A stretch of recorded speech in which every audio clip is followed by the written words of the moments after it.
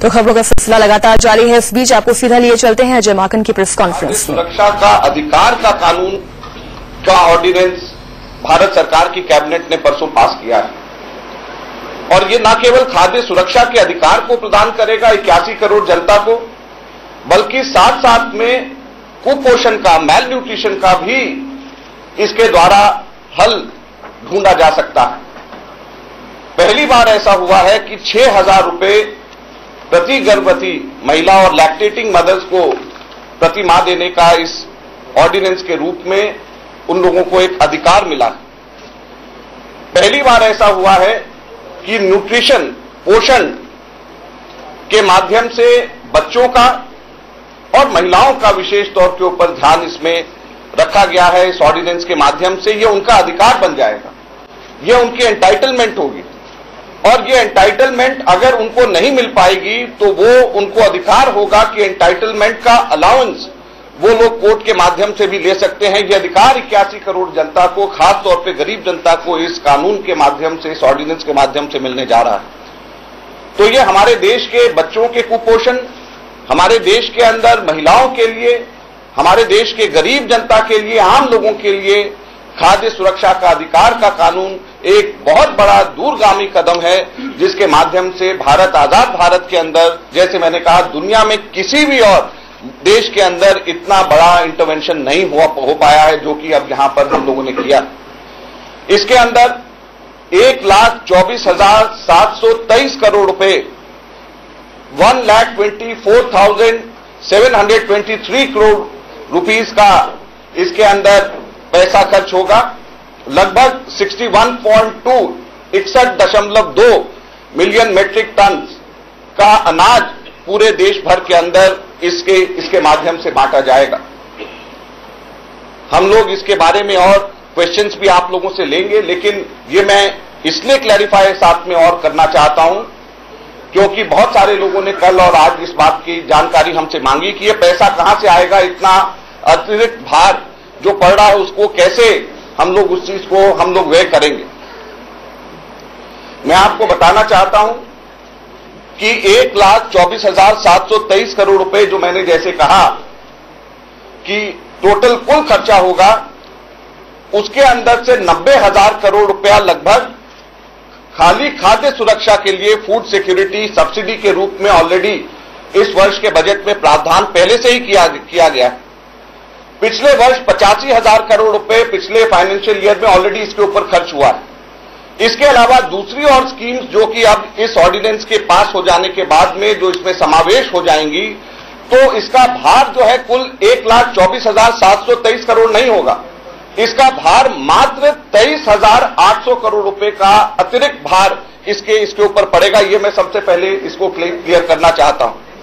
23,800 crore, 23,800 crores would be the additional burden on the exchequer once this ordinance is promulgated. तो इस ordinance के बाद में सिर्फ 23,800 करोड़ का अतिरिक्त भार आएगा। और जो लोग कहते हैं कि ये बहुत बड़ा भार है 23,800 करोड़ का, उनको मैं बताना चाहता हूं कि कुल हमारा बजट, प्लान बजट जो है वो 5,55,000 करोड़ का है। तो इस 5,55,000 करोड़ के पूरे बजट में से 23,800 करोड़ रुपए की राशि नेग्लिजिबल है, जिसका कोई असर नहीं पड़ेगा। भारत सरकार ने, हमारे वित्त मंत्रालय ने, वित्त मंत्री जी ने पिछले साल fiscal deficit 5.2% of the GDP तक रोक करके रखा और 5.2 फिस्कल डेफिसिट जो रोक करके रखा, इस वर्ष का टारगेट 4.8% फिस्कल डेफिसिट का तक रोक करके रखना है और सब लोगों का हमारा मानना है कि 4.8 तक के हम लोग उसको लेकर के आएंगे। इससे फिस्कल डेफिसिट पे कोई फर्क नहीं पड़ेगा और कैबिनेट ने यूनानिमसली इन सब चीजों को देख करके पास किया है। तो जो भी कोई भी व्यक्ति को किसी भी प्रकार की इसमें शंका है, हम कहना चाहते हैं कि इसका फिस्कल डेफिसिट पे, इसका फाइनेंशियल मैनेजमेंट के ऊपर कोई भी फर्क नहीं पड़ने वाला है, क्योंकि 5,55,000 करोड़ के कुल बजट में से मात्र 23,800 करोड़ का अतिरिक्त इसके अंदर इसमें भार इसमें पड़ने वाला है।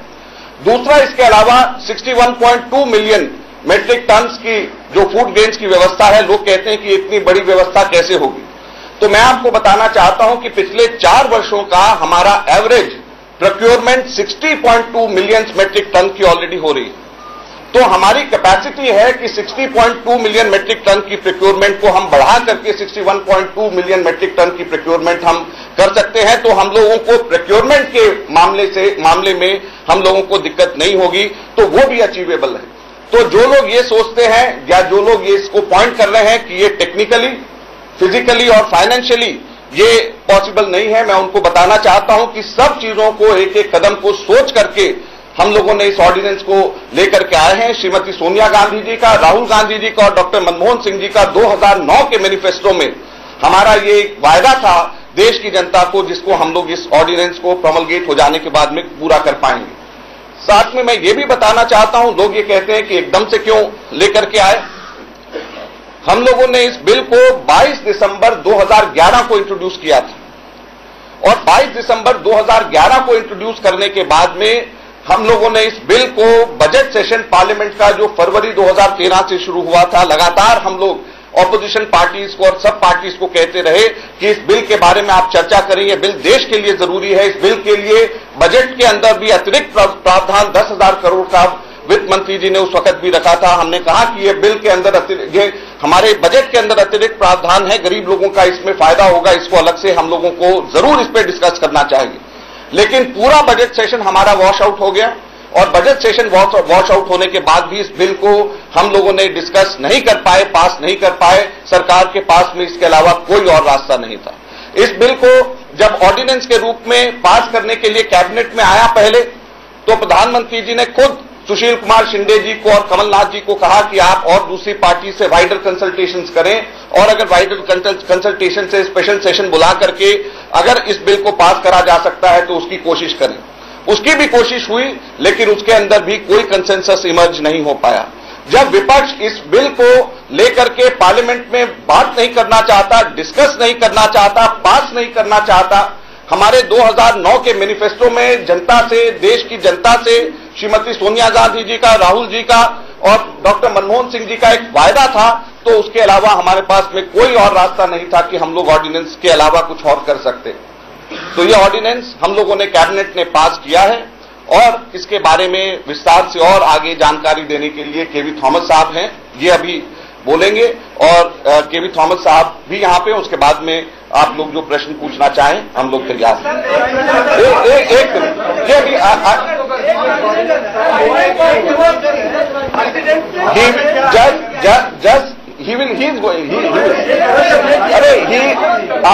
he is the minister, let him reply.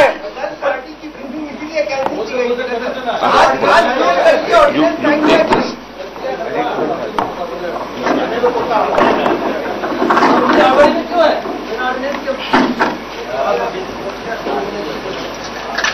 You are all well aware that last Wednesday evening the cabinet unanimously approved the food security ordinance. Yesterday, after all verifications, because this has 73 amendments from the original bill, it came to me at 4:30 and I signed the file requesting the Honorable Prime Minister to forward it to the Honorable President with his recommendations. And officially intimated from the Prime Minister's office, yesterday itself it has been forwarded to President's office. And also intimated from Rashtrapati Bhavan, it has been received. Received. Now we are waiting for the official intimation from the President's house. Sir, is it signed, sir? You should also understand, I am waiting for the official intimation. There can be different types of intimation. So I am waiting for the official intimation. But I thought as I am confident that I am getting the official intimation, I discussed with this. Sorry. No. He's saying so. Come back to me. You also hear. You all understand what I say, because this is an ordinance we are waiting for the official communication. I discussed with my colleagues. I thought I will share with you now what are the important contents in the ordinance, which is in the ordinance. I thought it will be proper for my behalf to share with you whatever questions are for you on this. So I think the answer on this issue which you wanted, the ordinance has not yet been promulgated signed by the president. We are still awaiting. It was sent to the president yesterday, as late as yesterday night. He is still awaiting confirmation from the president, official confirmation, official assent from the president. As far as the ordinance is concerned, I gave you the details about this ordinance. If you want to ask any further questions on this, you are welcome. सवाल ये है कि कल जब इसके आधार पे अपने आपने प्रेस कॉन्फ्रेंस को रद्द किया था, तो फिर आज जब तक सांसद नहीं हुआ, आप लोग इसकी कोशिश नहीं की। आप एक करके एक देखिए आप हाँ।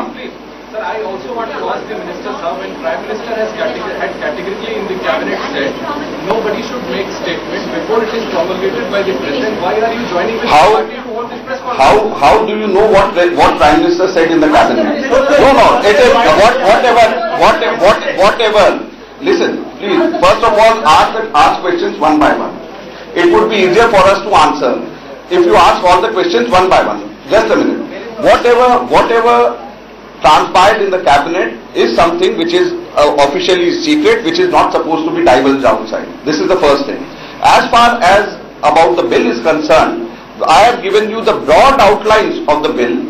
You wanted to know why we wanted to bring in the ordinance. I have told what is the reason to bring in the ordinance, why this time we have brought in the ordinance, what was our poll promise in 2009, what was in our manifesto at that time, and exact position where the ordinance is now has been explained to you by the minister. I think the matter should rest now as far as this issue is concerned. So I have a question. On 13th of June, Finance Minister P. Chidambaram had said that one last attempt would be made to reach out to the parties for a special session.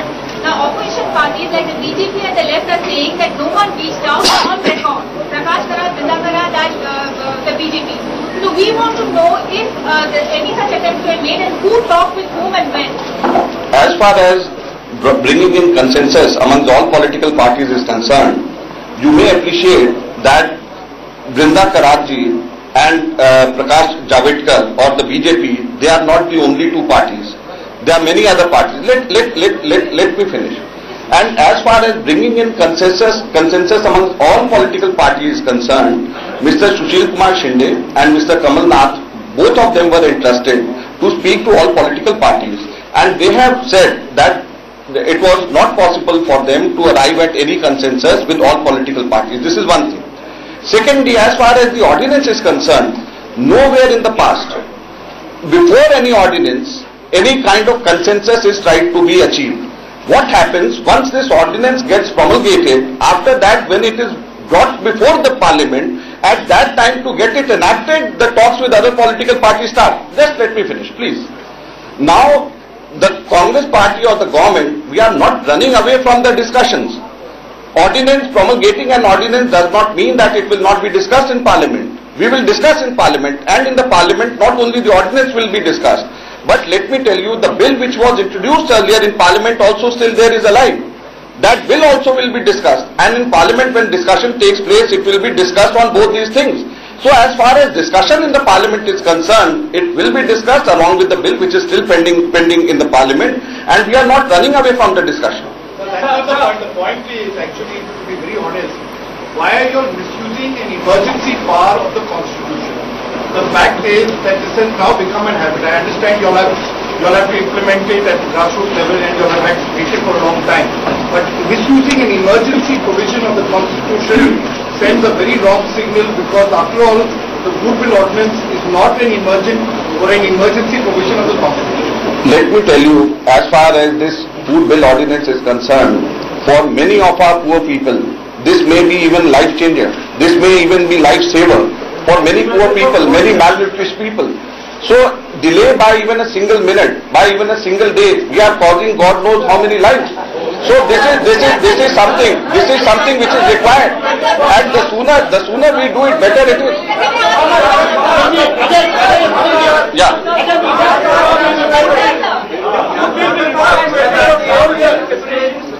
Beneficiaries, setting up of the delivery mechanisms. So when will the net implementation begin?